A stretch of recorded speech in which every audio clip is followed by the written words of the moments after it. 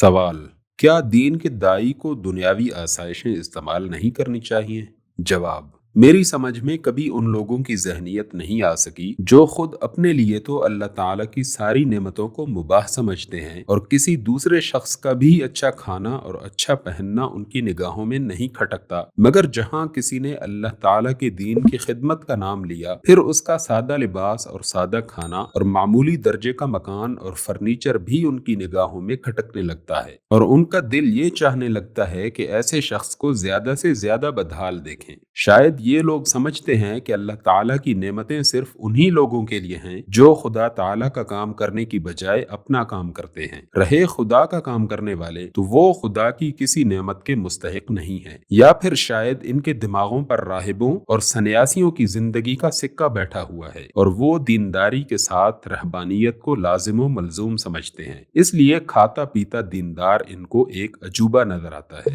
आप खुद गौर करें कि एक शख्स अगर एक मोटर इस्तेमाल करके कम वक्त में ज्यादा से ज्यादा काम कर सकता हो, तो क्यों उसे इस्तेमाल ना करे? अगर वो सेकंड क्लास में आराम से सफर करके दूसरे दिन अपनी मंजिल मकसूद पर पहुंचते ही अपना काम शुरू कर सकता हो, तो वो क्यों थर्ड क्लास में रात भर की बेआरामी मोल ले और दूसरा दिन काम में सर्फ करने की बजाय थकान दूर करने में सर्फ कर दे? अगर वो गर्मी में बिजली का पंखा इस्तेमाल करके ज्यादा दिमागी काम कर सकता हो, तो वो क्यों पसीने में शराबूर होकर अपनी कुव्वत का बड़ा हिस्सा जाय कर दे? क्या इन सहूलतों को वो इसलिए छोड़ दे कि खुदा की ये नेमतें सिर्फ शैतान का काम करने वालों के लिए हैं, खुदा का काम करने वालों के लिए नहीं है? क्या उन्हें जायज जराए से फराहम करने की कुदरत रखते हुए भी खामखा छोड़ देना और काम के नुकसान को गवारा कर लेना हमाकत नहीं है? क्या मुअतरज़ीन का मतलब ये है कि शैतान के सिपाही हवाई जहाज पर चलें और खुदा के सिपाही उनका मुकाबला छकड़ों पर चलकर करें? क्या वो चाहते हैं कि काम हो या ना हो, हम सिर्फ उनका दिल खुश करने के लिए अपने आप को फकीर बनाकर दिखाते फिरें?